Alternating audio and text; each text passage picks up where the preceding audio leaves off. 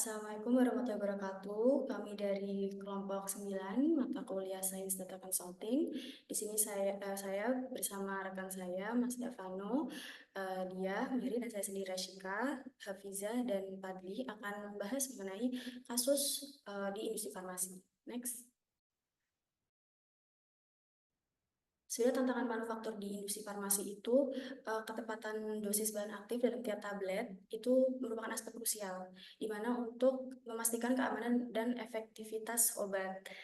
Maka dari itu muncul eksperimen yang dilakukan oleh industri farmasi, di mana tujuannya untuk pertama mengukur variabilitas dalam proses pencampuran dan pengambilan sampel bubuk obat, kemudian menilai apakah metode pengambilan sampel atau tip sampling dapat merepresentasikan kadar bahan aktif dalam tablet dengan akurat. Di sini menggunakan model ANOVA Mixed Effect. Untuk membahas selanjutnya, bisa next. Di sini perlu kita ketahui bahwa ada elemen pokok dalam elemen pembahasan yaitu tablet, di mana bahan aktif dan non aktif dicampur secara vertikal di dalam V-blender, kemudian nanti dikompres untuk dibentuk menjadi tablet bubuk tersebut. Kemudian keseragaman dosis, di mana kandungan bahan aktif secara tepat berada di tablet tersebut. Kemudian di sini kami juga ada tip sampling, di mana tip sampling ini nanti akan dijelaskan lagi membandingkan dua jenis, yaitu unit dose tip yang mengambil 3 sampel dosis individu di tiap lokasi, dan intermediate dose atau mengambil satu sampel besar yang kemudian dibagi menjadi 3 sampel dosis individu. Next. Untuk prosedur eksperimennya, di sebelah kiri ini merupakan V-blendernya, yaitu pertama bahan bubuk dimasukkan ke dalam V-blender melalui field sampling access hingga mencapai powder level yang ditentukan. Blender kemudian berputar atau untuk mencampur selama 20 menit. Nah, yang di kanan itu merupakan tip samplernya, yang digunakan untuk mengambil sampel dari beberapa lokasi berbeda di dalam blender, ditandai dari ada angka 1 sampai 6 pada gambar di sebelah kiri V-blender. Tip dimasukkan ke dalam blender hingga mencapai kedalaman yang telah ditentukan, lalu scoop pada tip itu akan terbuka dan bubuk terambil untuk dianalisis. Selanjutnya, bubuk yang berada di power discharge atau yang di bagian bawah itu kemudian dikompresi menjadi tablet dan disimpan dalam 30 drum. Nantinya dari 30 drum itu, 10 drum akan dipilih secara acak dan 3 tablet diambil dari masing-masing drum. Semua sampel kemudian diuji untuk menentukan kadar bahan aktifnya, di mana diharapkan kadar bahan aktifnya itu adalah 35 mg per 100 mg. Jadi 100 mg itu merupakan total tablet dan 35 mg adalah kandungan bahan aktifnya saja.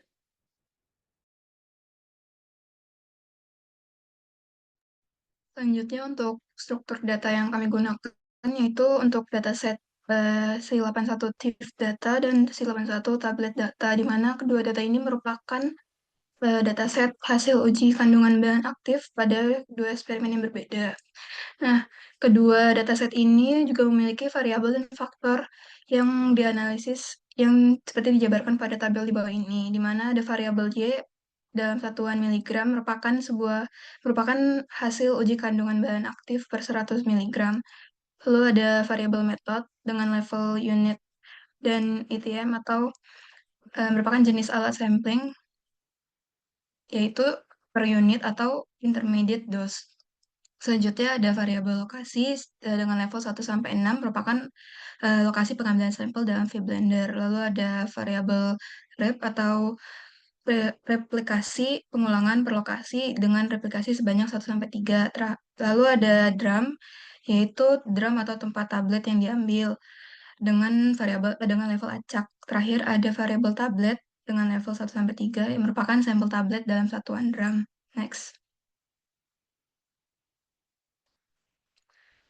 Selanjutnya, untuk metodologi yang tadi sudah dijabarkan sama teman saya menggunakan ANOVA, di mana kita harus recall lagi. Di sini adalah model awal dari ANOVA itu sendiri, yaitu one way ANOVA, dengan model YIJ sama dengan mu TI EIJ, di mana YIJ merupakan nilai observasi ke J dalam kelompok I, terus mu adalah rata-rata keseluruhan, TI adalah efek dari faktor tertentu, dan EIJ adalah kesalahan atau variasi acak, di mana ANOVA itu sendiri ada dua, yaitu fixed effect dan random effect, di mana fixed effect ini membandingkan efek dari faktor tertentu yang sudah ada sejak awal. Nah, fixed effect ini digunakan untuk menganalisis pengaruh spesifik dari faktor tertentu dan menekankan pada observasi pada perbedaan antar kelompok secara spesifik.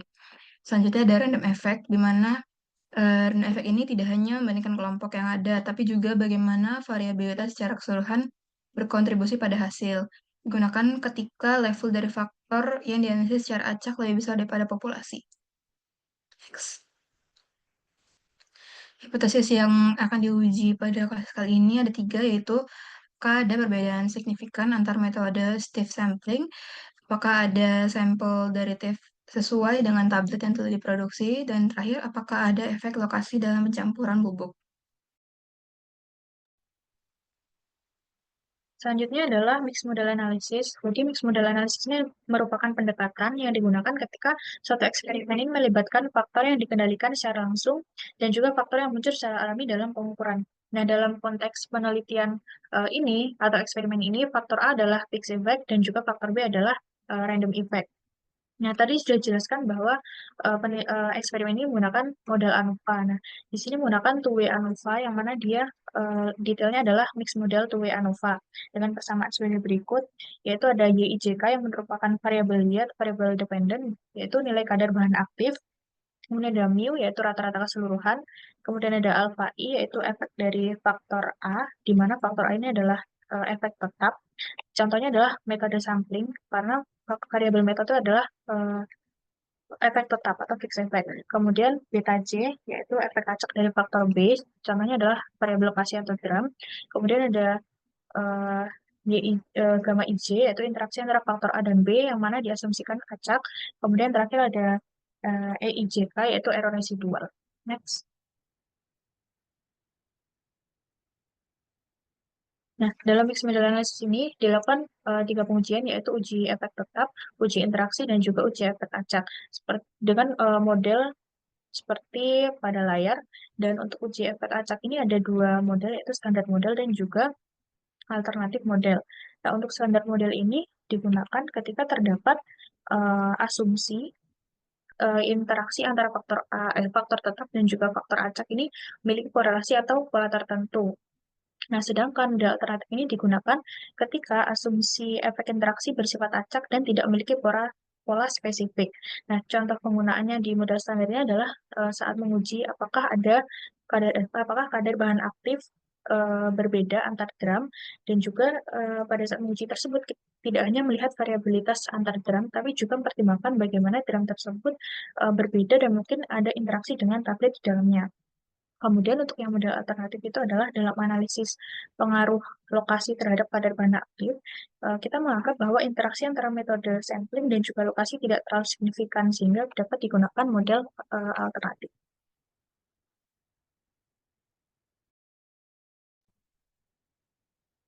Baik, selanjutnya ada preliminary analysis ya. Seperti biasa untuk eh, ketika kita mengolah ada yang namanya eksplorasi data analis ya. Di sini ada data screening. Data screening ini merupakan penyaringan data awal melibatkan pemeriksaan outlier dan penilaian sifat distribusional yaitu nilai uji. Hal ini penting. Kenapa? Karena menerapkan teknik analisis varians yang peka terhadap keberadaan outlier dan penyimpangan dari normalitas. Tentu dengan ukuran sampel yang hanya 18 per TIFF, analisis selanjutnya perlu berhati-hati dalam menafsirkan fitur distribusional. Nah, di sini terdapat juga box plot yang terdiri dari intermediate, tablet, dan unitive ya. Dan terdapat outlier yaitu satu ya di tablet yang berwarna hitam.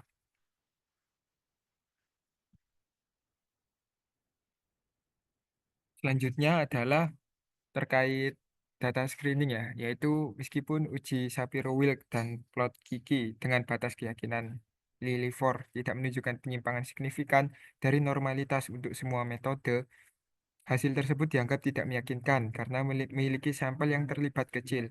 Demikian pula histogram data tablet menunjukkan bahwa outlier yang ditunjukkan pada gambar box plot sebelumnya yang konsisten dengan tren ekor yang kanan yang kuat.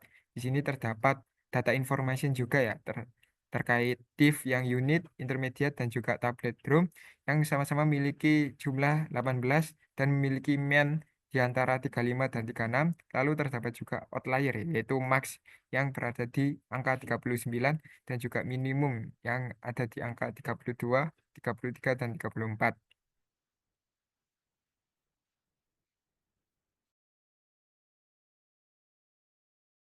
Selanjutnya adalah comparing TVs, beberapa prosedural SAS ya, dapat digunakan untuk melakukan analisis campuran yang telah disajikan.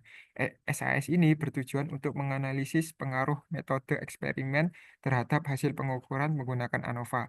Berikut ini merupakan kode terkait program yaitu SAS ya.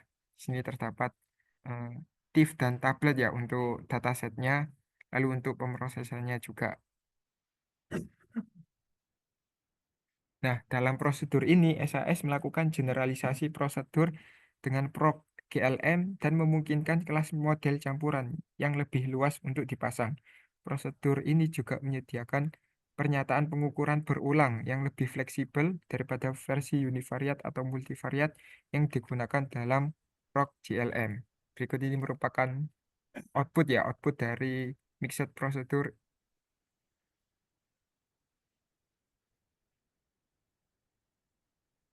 Jadi, didapatkan estimasi parameter covariance menunjukkan bahwa terdapat variabilitas antara lokasi sebesar 0,9977 yang mengindikasikan adanya perbedaan dalam pengambilan sampel di vBlender. Selain itu, varians residual terbagi menjadi dua komponen, yaitu 0,706 untuk unit dalam metode sampling dan 3,4001 untuk unit individu dalam metode sampling, yang menunjukkan adanya variansi dalam data akibat faktor metode dan unit pengambilan sampel. Untuk nilai kecocokan model, nilai likelihood sebesar negatif 64,4 digunakan sebagai ukuran kesesuaian model terhadap data, sedangkan AIC sebesar negatif 67,4 dan SPC sebesar negatif 67,1 membantu membandingkan model dengan kompleksitas yang berbeda, di mana semakin kecil nilai ini semakin baik modelnya. Selain itu, negatif 2 likelihood sebesar 128,8 digunakan dalam uji hipotesis untuk mengevaluasi perbedaan model secara statistik.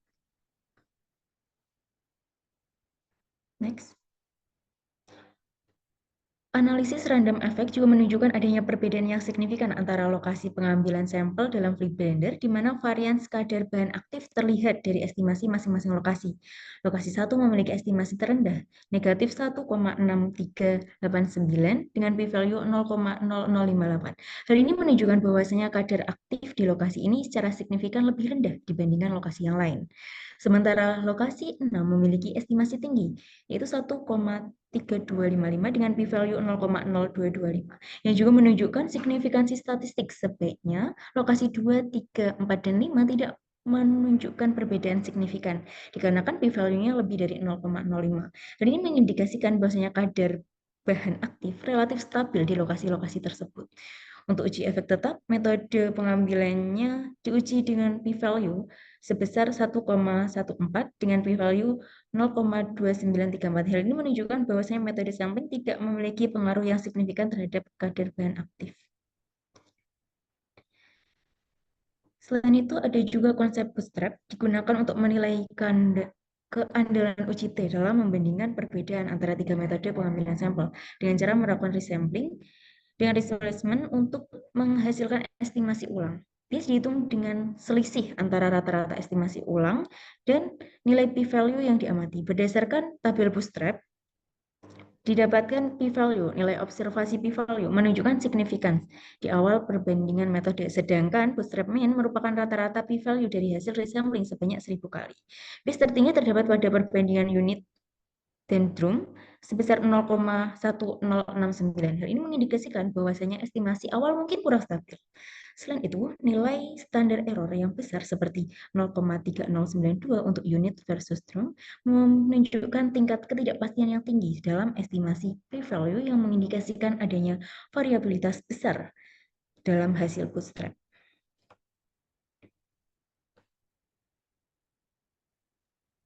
Baik, kemudian summary dari case ini adalah yang pertama yaitu dari latar belakangnya sendiri, produksi tablet farmasi itu menggunakan vBlender untuk memastikan kandungan bahan aktif seragam. Nah, sini kita juga menganalisis untuk tujuannya, yang dimana tujuan dari case ini adalah menganalisis variabilitas dan bias dalam dua metode sampling, yaitu unit dose diff dan intermediate dose diff, yang dimana prosesnya terdiri dari beberapa langkah, yaitu prosedur campur bahan dalam vBlender, Kemudian ada ambil sampel dari 6 lokasi dengan alatif. Yang ketiga yaitu uji kandungan bahan aktif dari tablet hasil produksi. Nah, setelah melakukan analisis ditemukan bahwa hasilnya yaitu semua metode sampling menunjukkan bias positif terhadap kadar standar 30 mg per 100 mg. Dan terjadi juga variasi hasil antar metode dan lokasi sampling yang menunjukkan bahwa distribusi bahan aktif mungkin belum sepenuhnya merata. Nah, dari hasil ini kita bisa menyimpulkan bahwa metode sampling sangat mempengaruhi interpretasi kadar bahan aktif sehingga pemilihan teknik yang tepat dapat sangat penting dalam produksi tablet farmasi. Selanjutnya.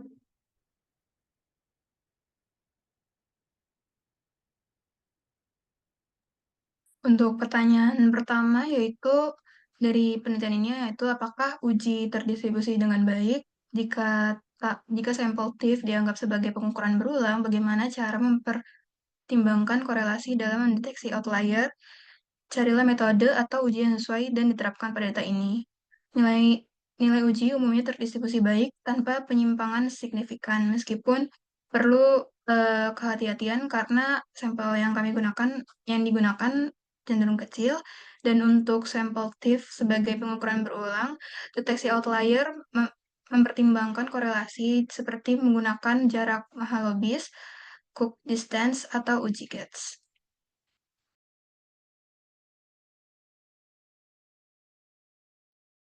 Untuk pertanyaan selanjutnya, data tablet menunjukkan adanya efek dari gram atau waktu. Kami menggunakan struktur covariance autoregresif atau AR1 dalam prosedur ProbMix terakhir untuk tujuan ini. Apakah ini sama dengan menggunakan uji Dutton-Watson? Nah, dari hasil analisis menunjukkan bahwa tidak terdapat efek dari gram atau efek waktu yang signifikan terhadap data tablet berdasarkan dari mix modal tadi. Nah, dengan p-value sebesar 0,2934 yang tidak signifikan secara statistik. Kemudian untuk struktur AR atau regresif digunakan untuk modelkan korelasi antar kasus ini tidak ditemukan tren waktu yang kuat.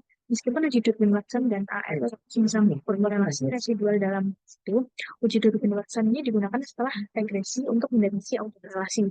Sedangkan AR1 atau regresif diterapkan dalam proses pemodelan. Dengan demikian, data tablet tidak menunjukkan bukti adanya efek waktu.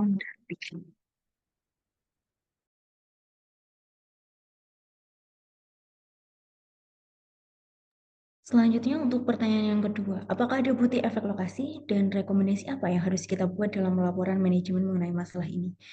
Untuk apakah ada bukti efek lokasi? Jawabannya iya. Analisis ini menunjukkan adanya efek lokasi yang berarti bahwa lokasi pengambilan sampel dalam vBlender memengaruhi kadar bahan aktif yang terukur. Hal ini menjadi perhatian bagi manajemen produksi karena mengindikasikan bahwa proses pencampuran mungkin tidak mencapai keseragaman yang diharapkan, sehingga dapat menyebabkan ketidakkonsistenan dalam formulasi tablet yang dihasilkan.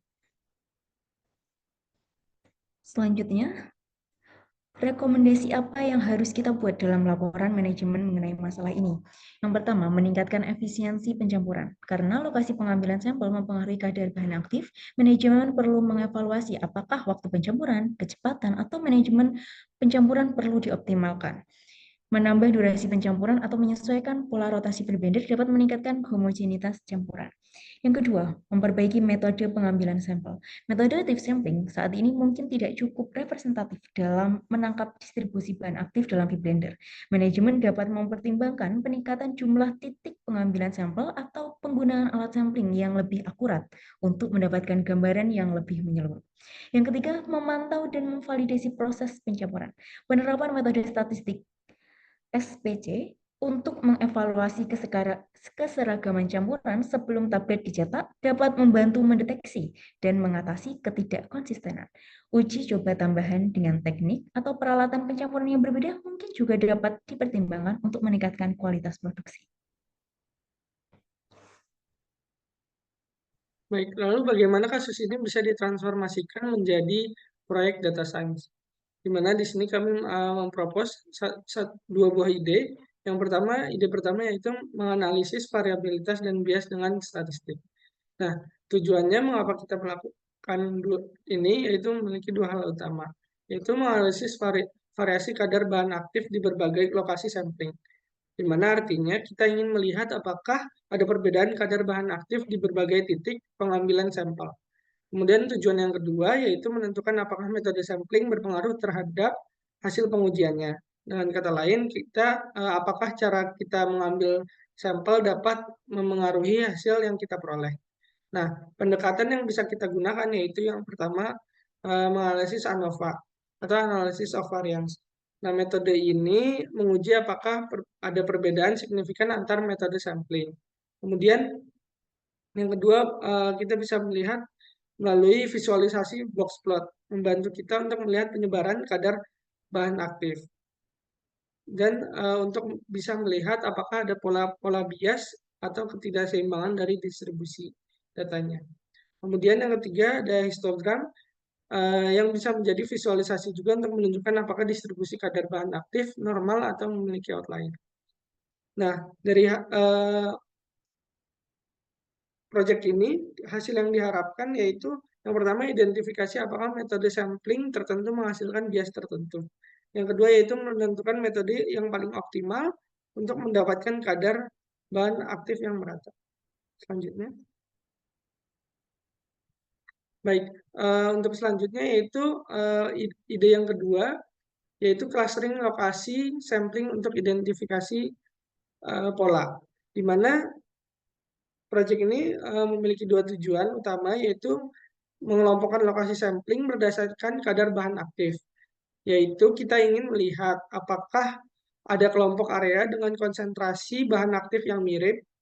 Kemudian juga yang tujuan kedua yaitu mengetahui pola distribusi bahan aktif dalam vBlender. Ini juga kita bisa memastikan bahwa pencampuran bahan itu sudah optimal. Nah, pendekatan yang kita gunakan di sini kita bisa melakukan unsupervised learning, yaitu clustering, K-means clustering, digunakan itu untuk mengelompokkan titik sampling berdasarkan kadar bahan aktifnya. Kemudian kita juga bisa menggunakan model DB-Scan. Metode ini juga mirip dengan K-means clustering ya, yang bisa digunakan untuk mengidentifikasi area atau pola, membantu kita melihat berdasarkan kelompok bahan aktifnya.